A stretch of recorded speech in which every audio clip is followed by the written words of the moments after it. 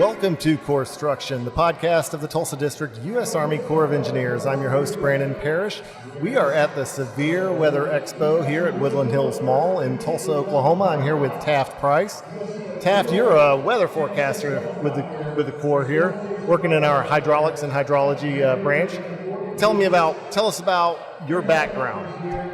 For sure. Born and raised in Oklahoma, so obviously weather was top of mind a lot of times. And when I was in high school, a tornado had hit our house.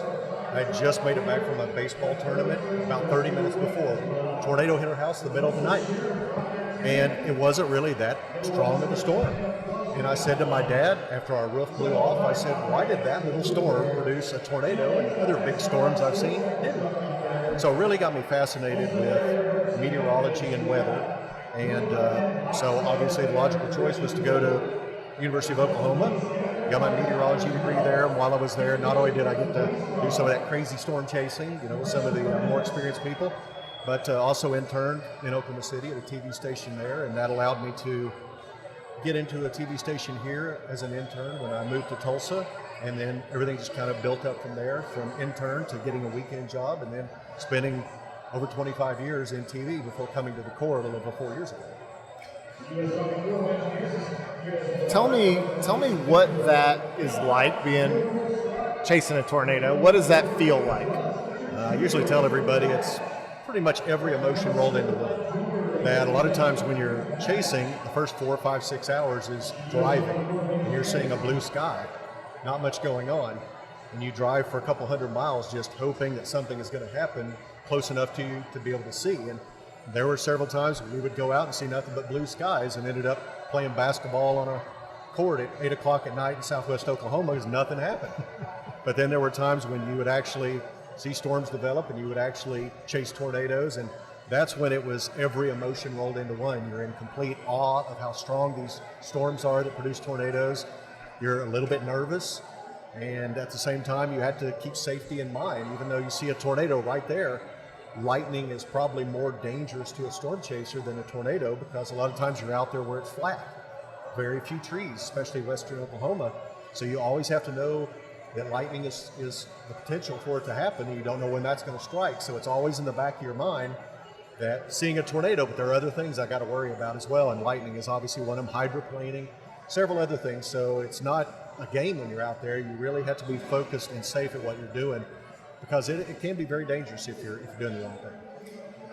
Would you describe people who work in that area or who work in weather who try out the storm chasing thing? I assume it's not for the faint of heart, but would you say it's like one part maverick and the other part scientist? Probably so. I think early on, when I started chasing in 1990, it was the first storm chase, and I went storm chasing with a guy that was in one of my meteorology classes, and he was from East Texas, and we were up around Enid, and they had just issued a tornado warning. We were very close to it, and it started to hail, and he wanted me to pull off so he could get out and pick up hail because he had never seen it before. That's kind of the issue, is you have some that are a novice at it, and they really don't know what they're doing. They know the excitement's going to be there, but they don't know the dangers and what it really takes. So you need experienced people.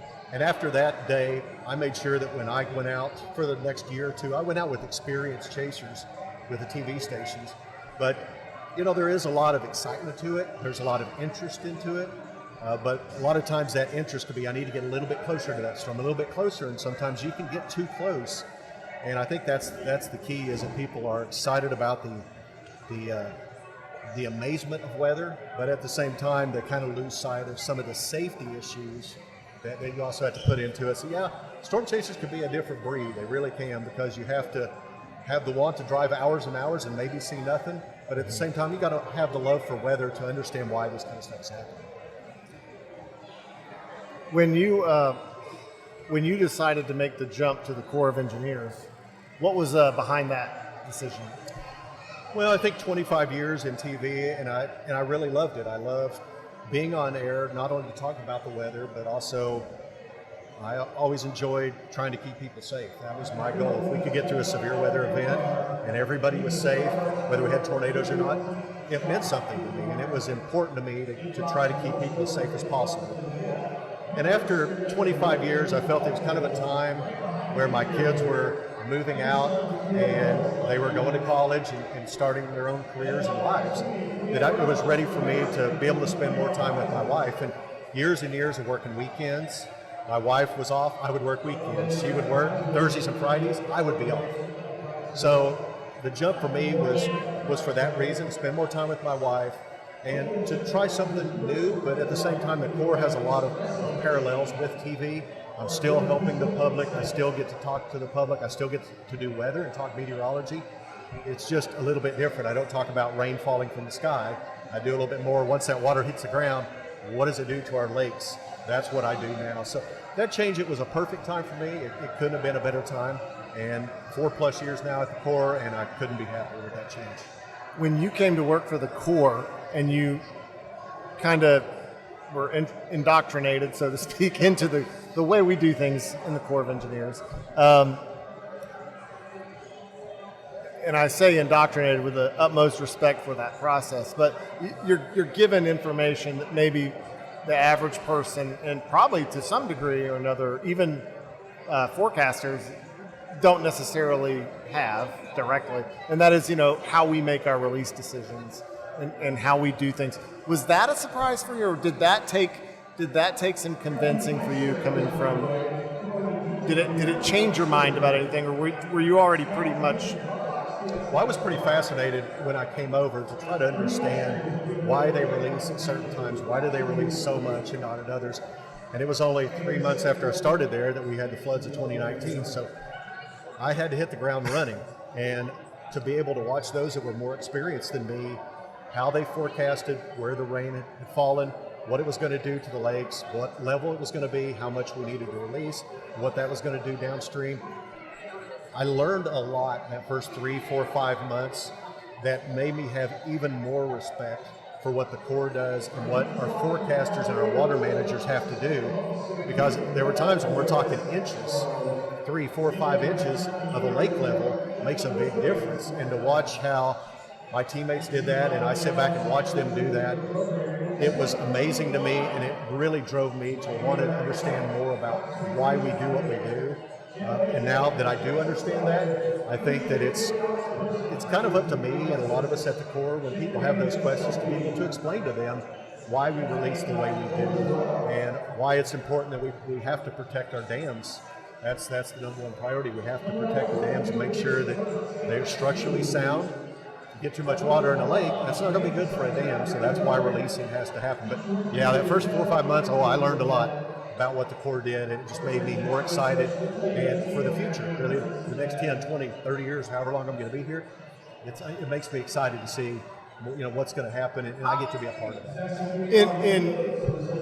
In the meteorology realm, especially with TV weather and television meteorology, you're talking about large areas. Typically, you're dealing with states, and I don't know if I've ever heard a television meteorologist talk about watersheds and the impact that the watershed is going to have. They talk about where it's going to fall in general. And is that something that probably should be more, or should probably be out there more, the importance of this is the different watershed where this potentially could fall if it lands here? I think that's the number one question that we always get is, right, especially during 2019, is why didn't you release before it rained, or why did you release that much, or whatever? And the reason is when you talk about watersheds, there's different subbasins, and you think about 2 subbasins, water falls in this subbasin, it flows left. This one, in this subbasin, it flows right, so the water goes in different directions. And the idea about pre-releasing, first of all, is one thing I found out, that you start releasing a lot of water from a lake, it takes a while, even releasing significant amounts, to drop that level. So you think 3 days from now, we expect 4 inches of rain. Mm-hmm. You can start releasing water from the lake and maybe get 1 to 2 feet of water out of there. But what happens if you did that, and now that 4 inches of water forecasted on the lake, what if it now falls just downstream from the dam? Now you've caused a significant problem because now you have 4 inches of water on water you've already released, so now you cause flooding issues downstream. So that's why we always say we wait until the water hits the ground, we know where it's at, where it's going, then we forecast it, and that makes us determine how high each of the lakes are going to go before we do any release. And there's the issue with that water typically that's there already, unless you've had previous rains and you're already in a flood condition when you get more rain, in which case you're trying to get that out already. There's the issue of, Keystone in 2019, we released enough water to fill it up and empty it 8 times, so there's that issue of even if you treated a lake like an urban water retention area, where it's muddy all the time, except when it rains, we'd still have had to fill it up all the way to flood pool, surcharge pool, hold water for a certain amount of time, and then release it again. And we would have done that 8 times over. And I think you put that really into a good context about how much water we had to evacuate. And again, it was because the dam. You've got to protect that dam, and that much water puts that much pressure on the dam. You've got to do that release. And protecting that dam is protecting the people downstream. Exactly. That's a big thing. It's like we're not protecting that dam because it's particularly special in terms of some sacred cow for us. Archaeological right? Yes. They are amazing, but at the same time, that's not why. It's because if that thing goes entire, it's a bad situation for everybody. Yeah, and you think about millions of cubic feet per second that would come down. You've got Tulsa right here. You've got Bixby. If a dam like Keystone would have failed, that's what you would have run into. So that's why we release. And then another thing with releasing is a lot of times when you release that water, the travel time for water from one place to another, a lot of times we think, it'll get from here to Muskogee in 12 hours and it'll be down the road. No, there are some places where it takes 4 and 5 days for water from one part of the watershed to make it into a lake. And that was another thing. Thing that I... Hardly working. All right, thank you. That was another thing that I really realized at 2019 was just when we release that water, it doesn't just evacuate and get out of here. It takes its time to go down the Arkansas to finally get to Fort Smith. And with the Arkansas, with the Verdigris, with Neosho, all in flood stage at one time and releasing water, it's just a ton of water, and where are you going to put that water? The Arkansas River changes immensely once you get just below Three Forks. And if you're wondering where that is, it's if you go to the port of Muskogee and look north, I don't know if I'd say directly north, but sort of north, you see where all those rivers meet, and it changes. The river changes right there significantly. So you've been here at this severe weather event as a broadcaster for Channel 2 in the past. Any other stations? No, I think they started this after I moved over there. And we've had people come up and they still recognize you, even though you've been out of TV for what has it been, 4 or 5 years now? Yeah, over 4 years now. Yeah, and what's that like seeing it from this perspective? Because this is the first time you've come with the Corps. This is the first time I think that we've done it that I'm aware of. Well, it obviously is a little bit different, because of the years that I was here with TV, and everybody that walked by, these were potential viewers for us. And it was always great that they took the time to stop by and say hi, and that was always great. Now from what we do, it's a lot more behind the scenes. I'm not on TV anymore, but I still do the same thing. These are still people that I consider that are almost like viewers for me. These are people who may live near a lake. They may live near that, and flooding is an issue for them. So on TV, when I'm trying to protect them from severe weather and tornadoes, I feel almost the same thing now, but just in a different way, that when we release, to try to get them to really understand what we do, why we do it, and we're not releasing water just to make people downstream miserable. That's obviously not the case at all. And anytime there's flooding, it's terrible. I mean, we don't want, but it's nice to see people come up and understand what we do, and the ones who don't, it's good to talk to them and to be able to show them what we do and why we do what we do. So it's good. It's been 4 years since I've been able to get out here. It still feels to a degree kind of like I'm in TV as I'm talking with people, but they're just as passionate about what we do here at the Corps as watching us on TV. So. It's amazing to me how many people from the different TV stations have come over here looking for you. There was somebody who just came over. This gentleman right here was looking for you.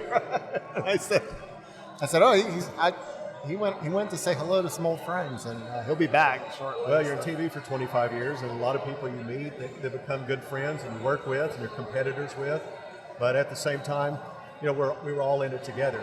If you were a meteorologist at one station, they were your competitor, but they're a meteorologist just like you. They love the weather just like you, and it's a mutual respect. And so it's good to go back and see some of these guys I haven't seen in quite a while, especially since I'm not in TV anymore. But to still see what they do, and I keep up with them here and there whenever I'm watching severe weather on TV. I get to sit on the couch a little bit more and watch it and not have to be in at 2 a.m., so I don't miss that part. But this was one of the most fun parts of TV, was getting to meet the viewers and just meet people who are out and just interested in what you're doing. What's the biggest misconception people from outside of this region have about weather? I mean, I know like people automatically think Tornado Alley, right? That's what they call this area of the country. What is that the biggest misconception, or what? I think the biggest misconception I've seen people over the years is tornadoes always get the headlines. I mean, it's always tornadoes, new storm chase, all that stuff. But it's those secondary things that we've pushed for years about safety. It's driving on flooded roads. It's lightning. Lightning is, to me, one of the scariest things in a storm, because you don't know where it's going to hit. We don't have the technology to know, in 45 seconds it's going to hit 100 yards from now. You don't have that. And we've seen people every year that get struck by lightning and it comes out of nowhere. And that, to me, is people just don't respect lightning enough. They don't respect water enough. Tornadoes, they're going to say, I don't want to be around one of those guys. No. But if it's lightning, if it's flooding, those secondary things that severe weather can produce, people seem like they don't have the respect for it that they probably need to. And that's what we pushed for years, to try to get them that it's more than just tornadoes. I've stopped baseball games with my son when he was young and there were storms coming in, and the umpire, I think we can get another inning in, and I'm like, my kid's coming off. And we would go to the car and we would sit there and wait for it. And but that's just what you have to do. You have to really be aware of what's going on with severe weather, and you have to respect it. And it can be a nuisance at times when you're playing a game. You got to stop a game for 30 minutes. Much better to do that than for one lightning strike to hurt a bunch of people. I mean, so for me, that's one thing I think a lot of people really still need to work on, is their secondary things with storms and severe weather that can do a lot of damage too, and just to respect that a little bit more. So tell us about what you do and how forecasting relates to decision making in the Corps of Engineers, especially when it comes to water releases or in hydraulics and hydrology. Well, still as a meteorologist, I'm still looking at the weather maps, still looking at these rain events, and in my mind trying to get an idea of where I think the heaviest rains are going to fall. Okay, if it falls here, that'll affect the Caw watershed or Keystone or maybe Eufaula or something like that. Once that rain falls, then we're able to look and see how much rain fell on each subbasin and be able to determine where that water is going to go. Is it going to go, like for Eufaula, is it going to go into the Deep Fork? Is it going to go into the North Canadian, maybe the South Canadian? And they have different travel times. Does it happen close to the lake? Did it fall 3 days travel time west out in Oklahoma City, and it'll take 2 or 3 days to get there? So once you figure that stuff out, then you can start forecasting and determining when all that is going to make it to the lake, what that's going to do to the lake, and then whenever you get that forecast, then you can determine, do we need to do any kind of releases? And that's when you work with the water managers. Okay, here's where I'm forecasting this level to be. What do we think? Okay, well, now we'll need to start releasing a certain amount to keep it at a certain level. So it's really a team effort. You do a lot of individual stuff, but as you get that forecast, then it becomes a team effort. You talk to other team members and water managers, and you come to an agreement on what needs to be done, whether we need to release water or whether the lake can hold it.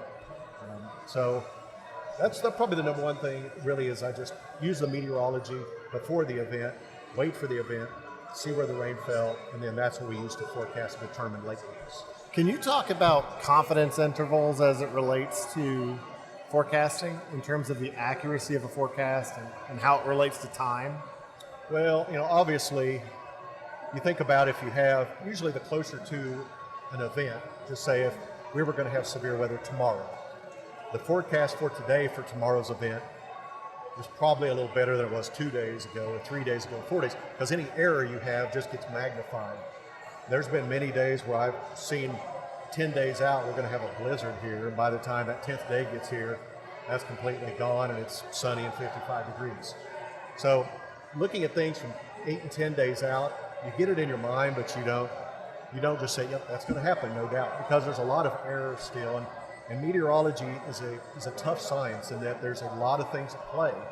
And if this modeling is wrong on one thing, then it gets worse farther and farther out. You go to a point where it's a big error. So usually anything 5 days and out, don't put a lot of stock in. Anything 5 days and closer, you start to look like, ooh, that's been showing up the last 2 days. Now we're 5 days out. If this shows up tomorrow, we may be onto something. So as we get closer to the event, the confidence grows and grows. Yeah, I guess you could almost, it's almost like a marksman taking a shot, from 100 yards. If he's off by an inch, then once you get to 100 yards, it's magnified, because that tip, and then you have to take into account wind and all these other factors. And I take it with the forecast, you have to take into account various jet streams or atmospheric conditions. And you have a lot of surface analysis and a lot of surface observations. And 5 and 6 days out, the storm that may impact us is still out in the Pacific Ocean. Mm-hmm. You don't get a lot of surface observations there. So you really don't know the exact strength of it. We have satellite, we have some radar that can touch some of those places, but you really don't know the exact strength of it till it gets onshore. We're able to look at some of the surface observations, be able to send some balloons up, and to get a better idea. And a lot of times those will come out in 48 hours. They're here from California. So 4 and 5 days, it could be out in the Pacific. We just don't have a lot of data to be able to say, okay, this looks like what the models are showing. The models are showing us one thing, and it may come on shore, and it's much weaker and much stronger than it looked. So that's a lot of times where after 4 and 5 days, really don't put a lot of stock in it till it gets within that window, because it's so far out there and you have such limited observations. Yeah, I think someone once told me that it's most accurate an hour before the storm.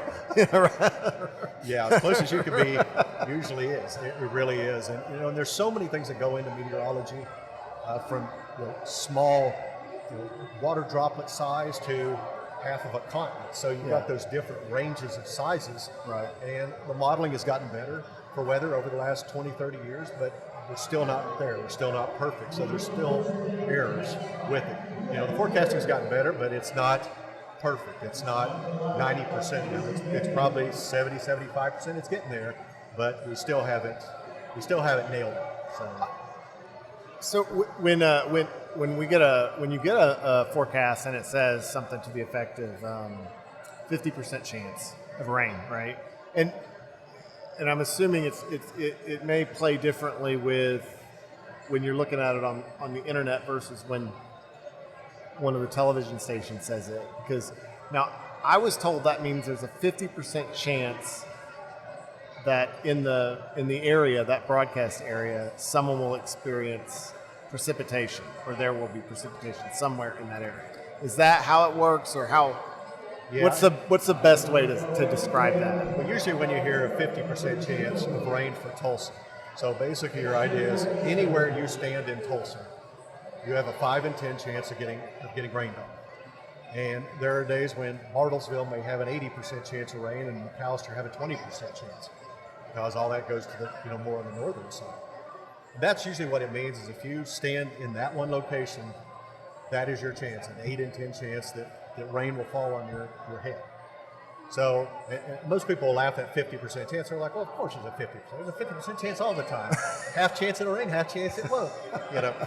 And that's what we try to do. We try to do it in that percentage, that in any one location, in that region, in that area. I mean, or that. And sometimes when you see that, when you think 50% chance, like for our viewing area here in eastern Oklahoma, it goes from southern Kansas to southeast Oklahoma. Okay.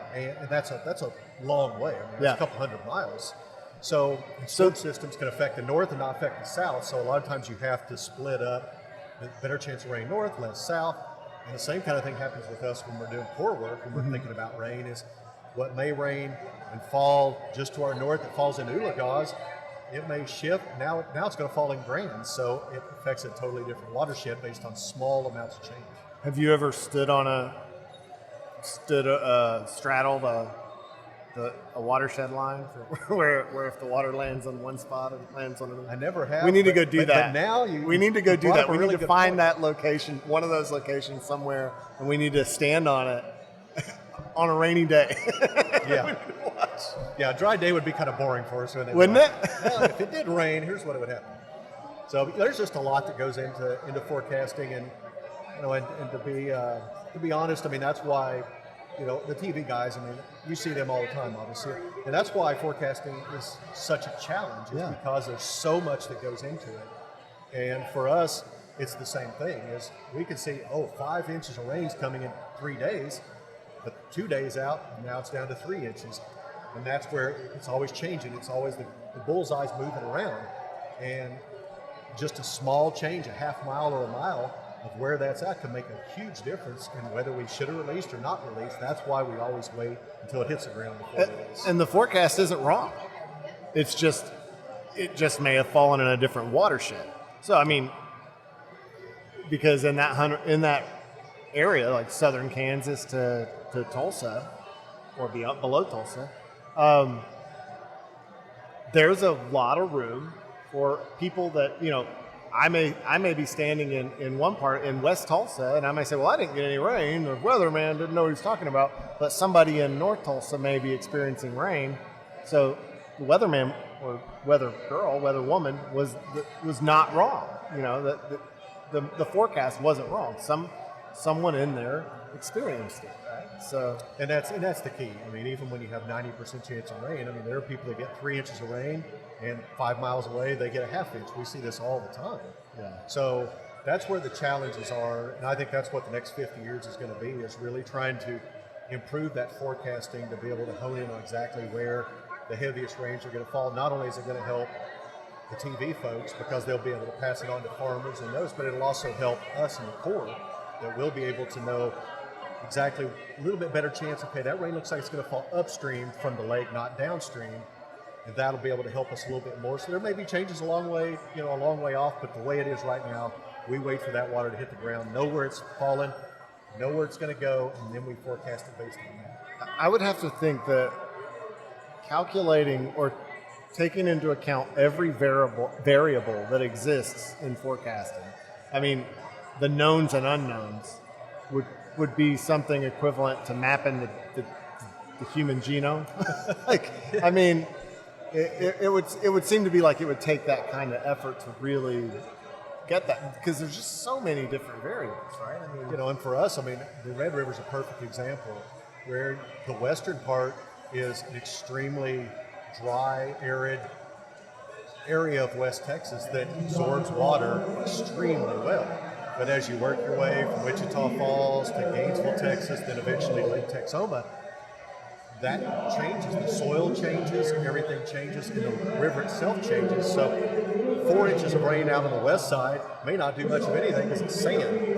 4 inches 50 miles east creates a whole nother problem, and that water's going to get to the lake, where out in West Texas, most of that may never make the lake because it's absorbed. So soil type is a big thing. How much rain has occurred in the recent past, how wet the soil is. All of those things have to be taken into consideration whenever you're doing forecasting. How much of it's going to absorb, how much of it's going to evaporate back out, how much of it will make it to the lake. So it's a challenge, it's a puzzle, but it's a fun, challenging puzzle. And every time we get rains come in, it's always fun to be able to do it because it always changes a little bit from the last time that you forecasted.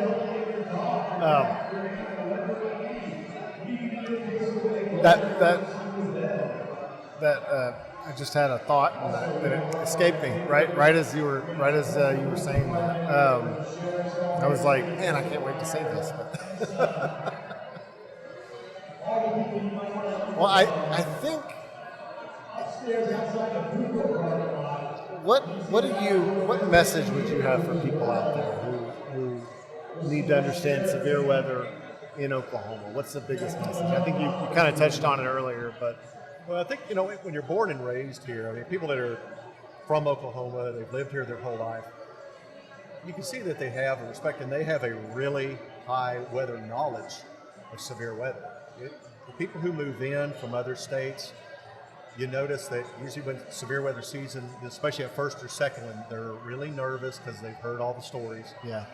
And it's the idea of weather is one that you respect weather, but it's never anything to fear, because when you fear, then it's inaction. So tornadoes, yes, they can be extremely violent. The good news with tornadoes, the majority are extremely small.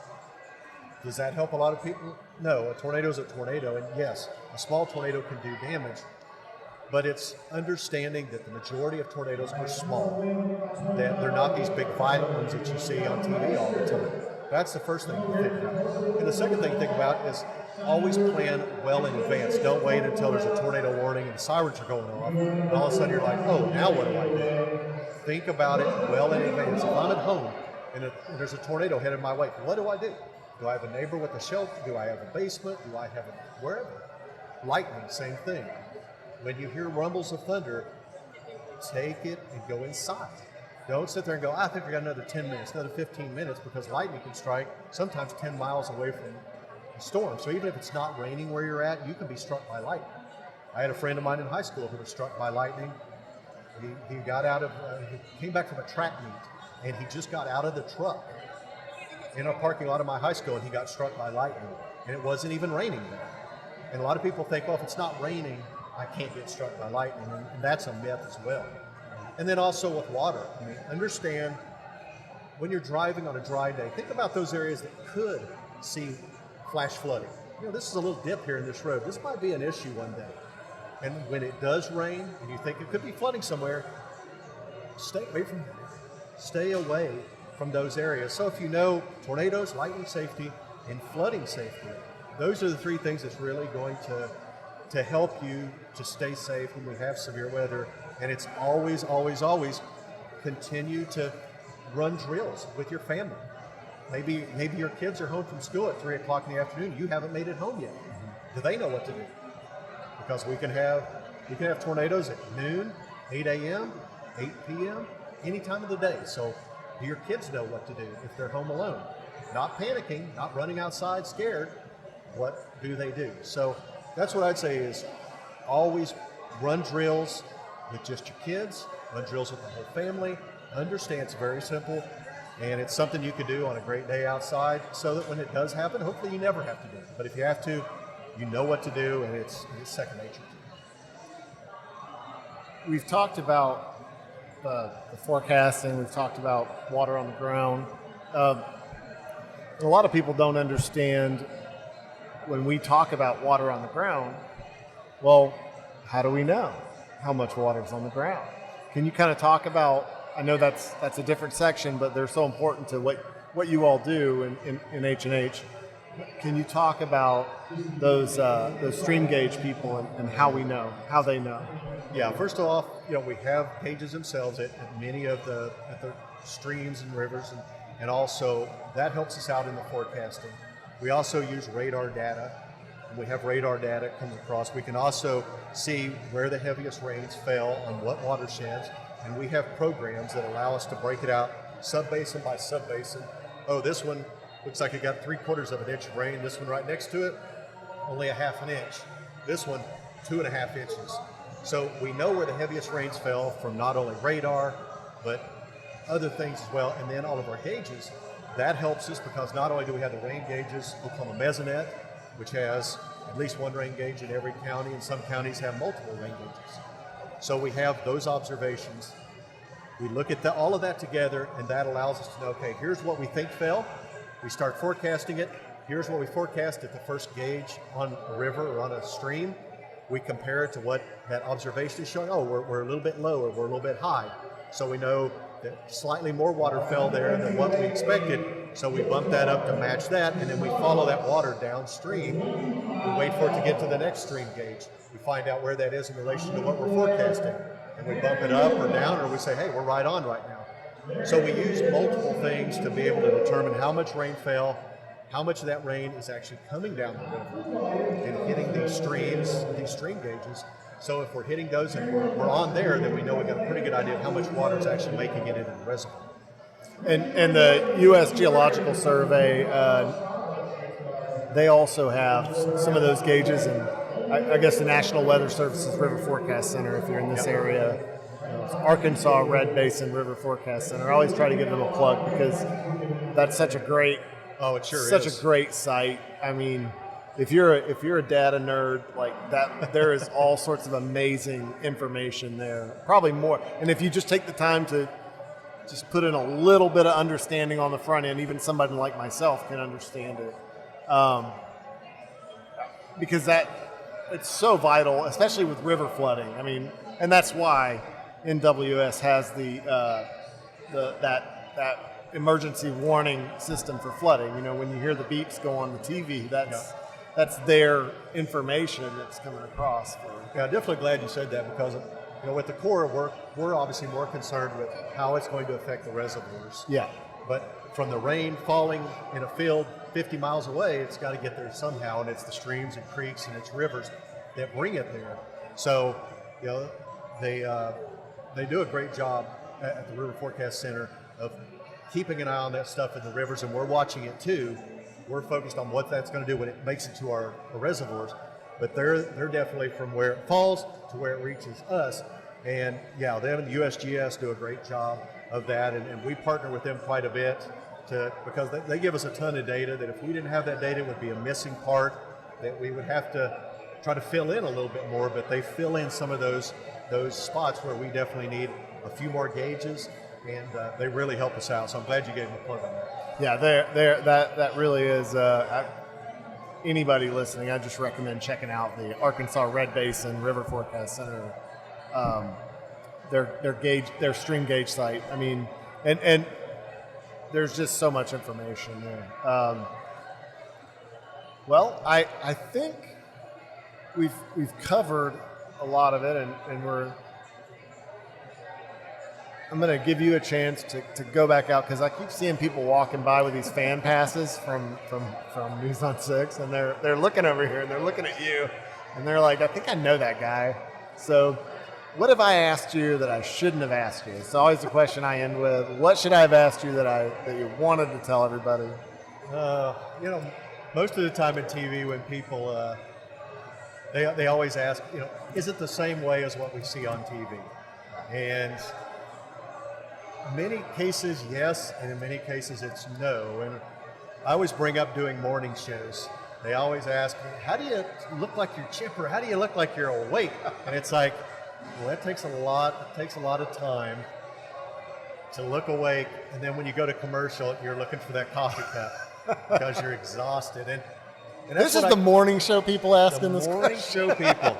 It is. Come on, they know. It is. It's like you're smiling, but inside you're like, I've only had 3 cups of coffee, and I've got about 4 more before this morning is over with. Right. So, but it's people ask me what do I miss about TV, and there were some great things, some great people in TV, and that's what I love about going to talk with all my friends and all that. But for me, I'm in the right place now in my season of my life, and it's been the perfect fit for my family and me, and I can't say enough about the Corps and the people that I work with. It's probably the most brilliant people I've ever worked with. It's just the team effort that we do here is something that I hope others see. They don't get to see it that often, but to know that we're like a big family. We really are, and we work together because what we do, I think, is really important. And just like the TV folks and the meteorologists, it's important what they do. It's important what we do to try to keep people safe. So, and I think your boss is probably the second most TV time of anybody in Tulsa District, I would say, behind you. But Probably I would so. say David probably Yeah. he's working on his hours. You know, like pilots, they talk about how many flight hours they have.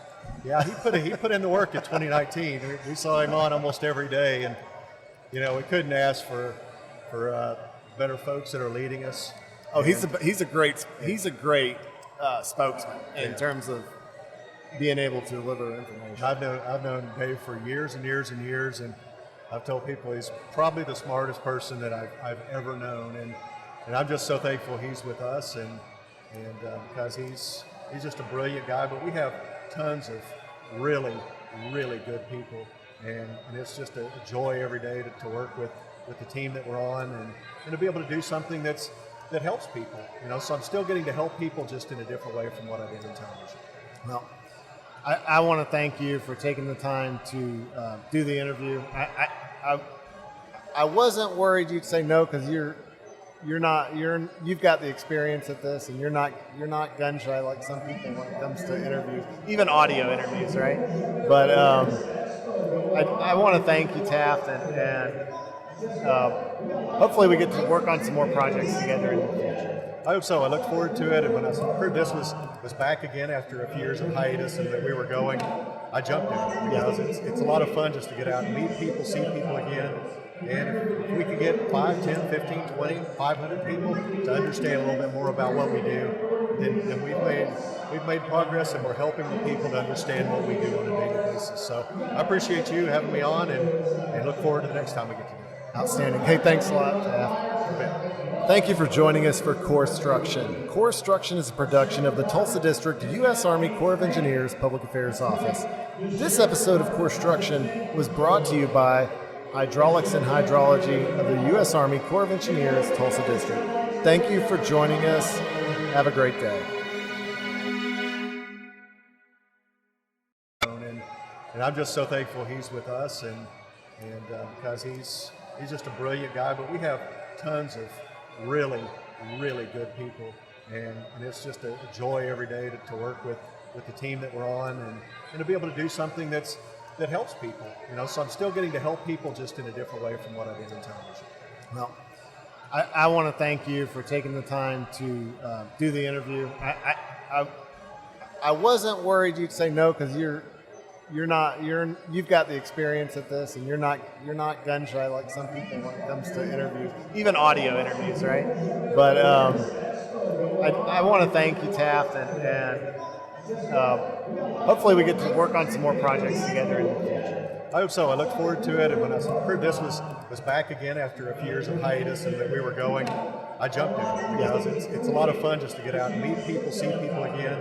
And if we could get 5, 10, 15, 20, 500 people to understand a little bit more about what we do, then we've made progress, and we're helping the people to understand what we do on a daily basis. So I appreciate you having me on, and look forward to the next time we get together.